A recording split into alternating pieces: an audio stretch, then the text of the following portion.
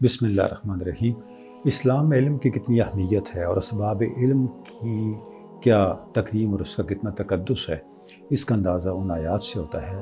جن کے ساتھ وحی کا آغاز ہوا۔ اللہ رب العزت نے جب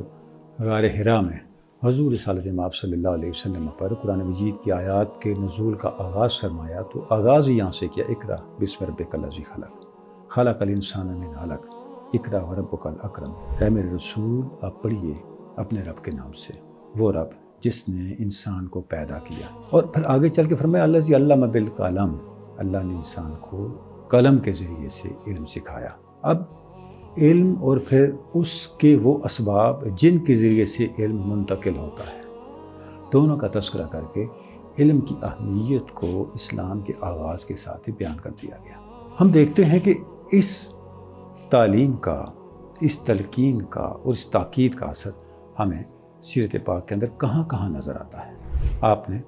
علم کے فروغ کے لیے اور صحابہ کرام کو علم سکھانے کے لیے جو بھی موقع آیا اس موقع کو استعمال فرمایا، اور ہم دیکھتے ہیں کہ انتہائی نازک ترین حالات کے اندر بھی علم اور اسباب علم کو نظر انداز کرنے کا کوئی رویہ سیرت کے اندر نظر نہیں آتا۔ علم کی یہی اہمیت ہے کہ جس کے باعث تاریخ انسانی میں اسلام علم کے نئے دروازوں کو کھولنے کا باعث بھی بنا، ذریعہ بنا، سبب بنا۔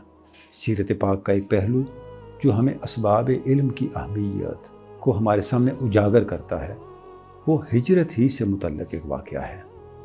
جب آپ ہجرت کے سفر پہ تھے تو سراقہ آپ کی تلاش میں نکلا، اور جب اس نے آپ کو دیکھا تو اس نے گھوڑا آپ کی طرف بڑھایا۔ 1 2 3 مرتبہ جب گھوڑا اس کا ریت میں دھنس گیا تو اس نے آپ صلی اللہ علیہ وسلم سے معافی طلب کی، یہ جان کر کہ اس کا ہاتھ آپ تک نہیں پہنچ سکتا اور وہ آپ کو کوئی تکلیف نہیں پہنچا سکتا، اور آپ اللہ کے سچے رسول ہیں اور اس سفر میں اللہ کی تائید آپ کے ساتھ ہے۔ اس نے آپ سے امان طلب کی۔ جب آپ نے اس کو امان دی تو اس نے آپ کی خدمت میں یہ درخواست بھی کی، یا رسول اللہ مجھے ایک امان نامہ لکھ دیجیے۔ یہ جو واقعہ ہے، بقیہ ساری حکمتیں، تفصیلات اپنی جگہ، لیکن یہ واقعہ اسباب علم کی اہمیت کو بھی ہمارے سامنے اجاگر کرتا ہے۔ کتب حدیث میں اور کتب سیرت میں ہمیں ملتا ہے کہ جب سراقہ نے حضور رسالت مآب صلی اللہ علیہ وسلم کی خدمت میں عرض کی کہ مجھے امان نامہ لکھ دیجیے، تو آپ نے یہ ارشاد نہیں فرمایا میں تو سفر میں ہوں، میری زبانی امانی کو کافی سمجھو، سفر میں تمہیں کہاں سے لکھ کے دیں؟ نہیں، آپ نے حضرت بکر صدیق کو فرمایا اس کے لیے امان لکھیں،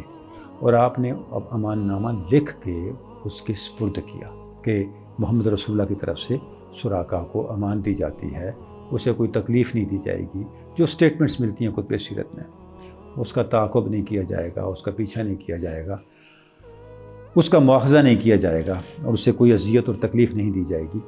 یہ امان نامہ سراقہ نے اپنے پاس سنبھال لیا، اور پھر بعد میں، اس وقت تو وہ مسلمان نہیں ہوئے، لیکن بعد میں جب فتح مکہ ہو گئی، مکہ فتح ہو گیا اور آپ حنین کی جنگ سے واپس لوٹے، تو جارانہ کے مقام پہ سراقہ اپنے قبیلے کے بہت سے لوگوں کے ساتھ آپ کی خدمت میں حاضر ہوئے، اور وہی امان نامہ جو آپ نے اسے ہجرت کے سفر کے دوران لکھ کے دیا تھا، آپ کی بارگاہ میں پیش کیا۔ تو آپ نے فرمایا ہاں، آج کا دن وفا کا دن ہے، آج کا دن اس امان نامے میں کیے گئے وعدے کو نبھانے کا دن ہے، یعنی تمہیں کوئی تکلیف یا کوئی اذیت نہیں دی جائے گی۔ سراقہ اپنے قبیلے کے لوگوں کے ساتھ مسلمان ہو گئے۔ اس کے بعد آپ نے جو بشارتیں دی اس کو، وہ بشارتیں بھی پھر آگے چل کر کے جو کسی وقت ناممکنات میں سے لگتی تھیں، حضرت خلفائے راشدین کے زمانے میں، حضرت عمر فاروق کے زمانے میں آ کر کے وہ بشارتیں سچ ہونے لگیں، سچ ثابت ہوئیں۔ جو نقطہ سمجھنا ہے اور جس بات کو ہم نے پلے باندھنا ہے وہ یہ ہے کہ اگر حضور رسالت مآب صلی اللہ علیہ وسلم ہجرت کے اس سفر میں بھی، اس نازک ترین سفر میں بھی، جب ضروری تو یہ ہے کہ سب سے پہلے ان چیزوں کو پاس رکھا جائے جن کے اوپر زندگی کا انحصار ہے، کھانے پینے کی چیزیں، پانی، کھانے کا سامان، جس کے ساتھ سفر گزرنا ہے، روپیہ پیسہ۔ لیکن ہم دیکھتے ہیں کہ اس سفر میں بھی قلم، دوات، سیاہی، لکھنے کا سامان آپ صلی اللہ علیہ وسلم کے ساتھ سفر کر رہا ہے، آپ کے ساتھ ہے۔ کہ آپ کے پیش نظر تھا، کیوں آپ نے یہ سارا لکھنے کا سامان اپنے ساتھ رکھا؟ آپ نے ہدایت کی سیدنا ابوبکر صدیق کو یہ سامان ساتھ رکھنے کی، قلم دوات کاغذ جس پہ بھی وہ امان نامہ لکھ کے دیا گیا وہ پاس رکھنے کی ہدایت کی، کوئی حکمت تو آپ کے پیش نظر تھی، کچھ تو آپ کے پیش نظر تھا کہ جس بستی میں آپ تشریف لے جا رہے ہیں وہاں ان چیزوں کی کیا ضرورت پڑ سکتی ہے، کہاں ضرورت پڑ سکتی ہے، قلم دوات سے وہاں کیا کام لینا ہے۔ اور ایک چیز تو ریکارڈ پہ آ گئی ہمارے سامنے جو سراقہ کے ساتھ معاملہ ہوا، لیکن ہم نے جو چیز پیش نظر رکھنی ہے، جس چیز کو اس واقعے سے اخذ کرنا ہے وہ یہ ہے کہ مسلمان کبھی بھی علم سے اور اسباب علم سے غافل نہیں ہو سکتا۔ قلم کی سطح بدل گئی، سیاہی کی سطح بدل گئی، آج سیاہی الیکٹرانک ہے، آج قلم الیکٹرانک ہے، آج کوانٹم کمپیوٹرز پہ ہم جا رہے ہیں، آج فوٹونز اور فوٹونز کے سب جو اس کے پارٹس ہیں وہ سیاہی میں بدل رہے ہیں، اور قلم کسی اور چیز کا نام بن گیا ہے، لیکن ہم اس سے مستغنی نہیں ہو سکتے کسی بھی صورت میں۔ ہمیں قلم اور کاغذ کو نظر انداز کر کے ہم نے جتنے نقصانات اٹھائے ہیں ان نقصانات کا ازالہ اسی صورت میں ہو سکتا ہے کہ ہم قلم اور کاغذ کی اسباب علم کی، قلم اور کاغذ اسباب علم کا استعارہ ہے، اسباب علم کا آغاز ہے، اسباب علم کو حاصل کرنے کا پہلا قدم ہے، اسباب علم کو مہیا کرنا اور پھر ان کے ذریعے سے علم کی معراج تک پہنچنا،